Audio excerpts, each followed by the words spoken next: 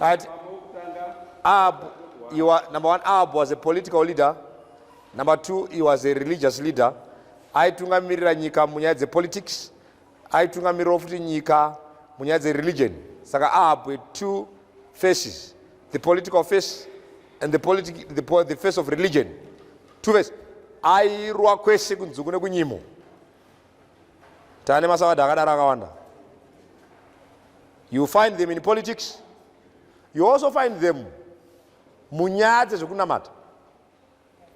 When God's word is clear, leave politics alone. When even the spirit of prophecy is clear, leave the politicians alone. Because igame rinechekuita neselfishness. Apana politician anda kugadzirira iwewe. Safamba chinyepera. Apana. There's nothing like that.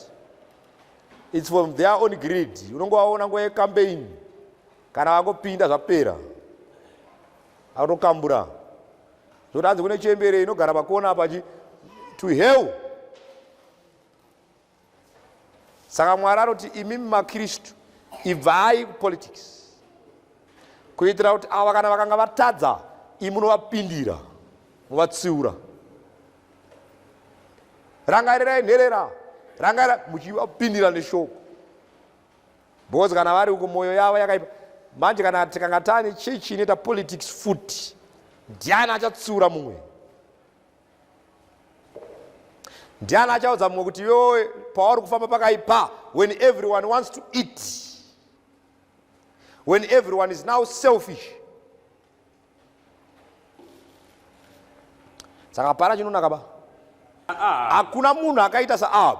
Wakazvitengesa kuti aite Ahab akazvitengesa. Ahab sold himself. Ahab akazvitengesa, akaita give in. Akazvitengesa. That's why anga ari munhu akaipa. Akatengesa the religion of Christ. That's one of the most terrible things that you can do for yourself. Kutengesa chisavada kuvatoro. Uchida kufarirwa navo. Ladies and gentlemen, the video that you just watched is Evangelist Marufu. Vashara iwo about my SDA or my Christo varikuita actively participates in politics. Or rather, varikungoparidza in politics. Straight away he dismisses the Bible aridi muKristo and nezvepolitics. And the CNN also zvepolitics is one of whatever my negatives acho, my cons acho, of what no atidi, and then about them my SDA mrom, varikuita zvepolitics. And a whole lot of non-don. And he equates it to kutengesa usavada nekuda kudiwa nevano bekonze. So I don't know when this video was shot, but ndaona that upload was just a few days ago, and it's by no surprise or coincidence with that upload wa futhi or this video that resurface. Remember, advocate Tabanu Mpofu vakaseva Dr. Kuda Tagwirei with the nenge letter kutange summons kutange letter of what or letter of demand. I am not sure what letter of chichi vananda law vanonzwisa, but zvaitenge zvineka reprimanding kuti SDA wenyu unenge waneka politics kenyu kanenge kanika SDA, and a whole lot of don. But the whole point was kuti they feel aggrieved. They feel like Dr. Kuda Tagwirei should not participate in politics if he is a devout Christian or a devout SDA. Ndo point ya Evangelist Marufu. Anzi aiwa kana uri muKristu chibva siyana nezvepolitics Mwari haatozvide. Ani mukupaona. So inini, what is my position? I've come here just to present an argument. Kuti Mwari haadi here kuti iwe semuKristu upesiwe politics. Mwari haadi here kuti munhu akaita saDr. Kuda Tagwirei, who is a devout SDA member, who is an elder, if I'm not mistaken, who is so much invested in my musical activities. I've had another celestial choral, another Vine, and Everton Mulalazi, and a whole lot of don. Mwari haadi here kuti kana uchifarira zvechechi, Mwari anobva ati no, hatichada kukuona kupolitics. And as well, ndaona mwe munhu anga achikomenta achiti we miss the old Kuda Tagwirei wekuti we just knew kuti he's a billionaire ane one picture painternet, hatisati tambonzwa voice rake, anenge angangocooler down. The only video we have of him is him testifying kuti nini, I started with a little money my business. I'm not sure what would be the reasons, but my guess would be life in a season, life in a stages. Maybe at that time he was pushing himself to be a successful businessman. And zvaya zvatinoita zvaya zvana Maslow's hierarchy of chi, kuti once wadaiwa kuita self-actualization and what reach a stage where he is satisfied probably by his business success. So, but I know, let me get to the next stage. Impact here in the field of politics is just me assuming. But also get up a discussion in the kuti Evangelist Marufu vanoti kana uri mukristu haufaniri kuita politics. Tobva tatuwo Kuda Tagwirei being a Christian haabvumirwi here kuita politics. So what I'm going to do today is use what I would say a concept of precedents or the law of precedents. Yekuti ma-practices atinoita panyika panapa semakristu akamboitwa here muBible. Kuti kana tichiti mukristu haafanira zvepolitics, pane muBible here pane mukristu aita zvepolitics vaarambidzwa?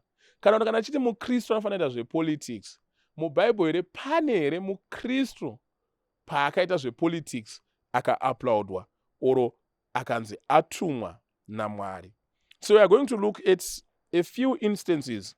Ukaona muBible ukaverenga kuna Genesis 41 from verse 38 to 40, we have got a scenario here yaJoseph achi-appointwa naPharaoh, and I'm going to read. It says, "Can we find anyone like this man, one in whom the Spirit of God is?"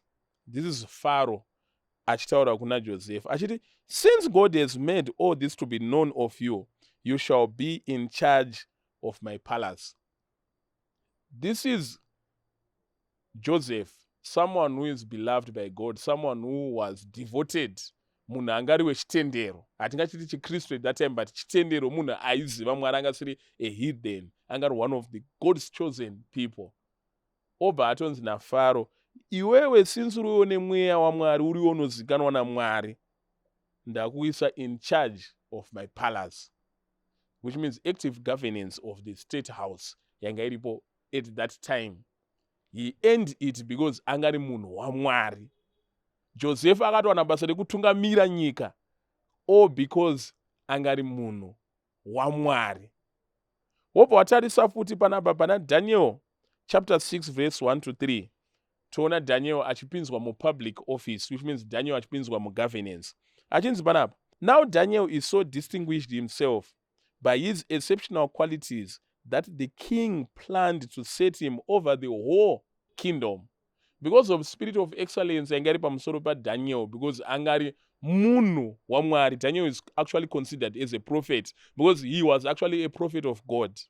The king actually set him over his whole kingdom. Not mambo wakabva tomuti iwe wa prime minister wenyika inoyo, solely because iwe uri munhu waMwari.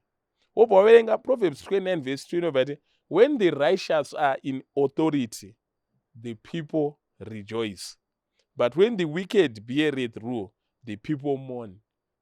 Kana vanhu vakarurama vari pazvigaro, Bible rinotaura richitoti vanhu vanopembera. Vakarurama vacho varikutoti hatidi kuenda pachigaro.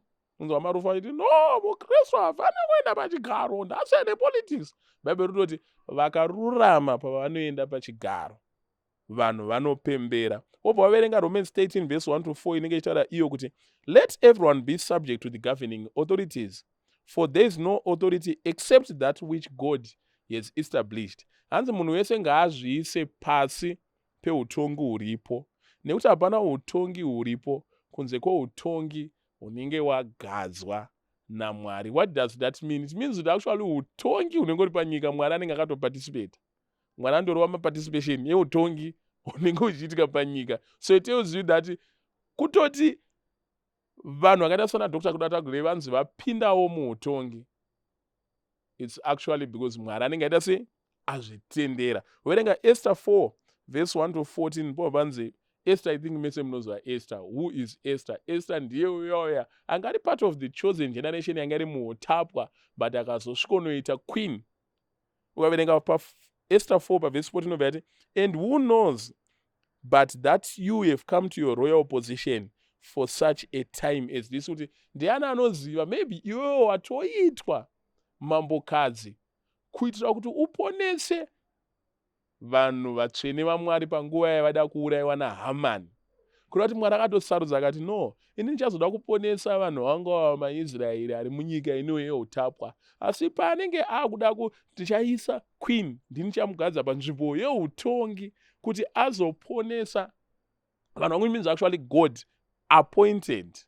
Wozoverenga wana Matthew 5 verse 13 to 16 vanotara nawo ye salt and light kuti you are the salt of the earth, you are the light of the world. Kana wabatidza light iwewe hauende unohwanda pasi pemubhedha light roruhwandisa iwe kana uri salt and unokwira pamusoro pegomo kunzi let your light shine so bright so that vanhu vaone obva anomuona zvaanotaura. So I actually think that it's not correct to say maKristu hafana kuparticipate in the governance and affairs of this country. Of course, we should not be entangled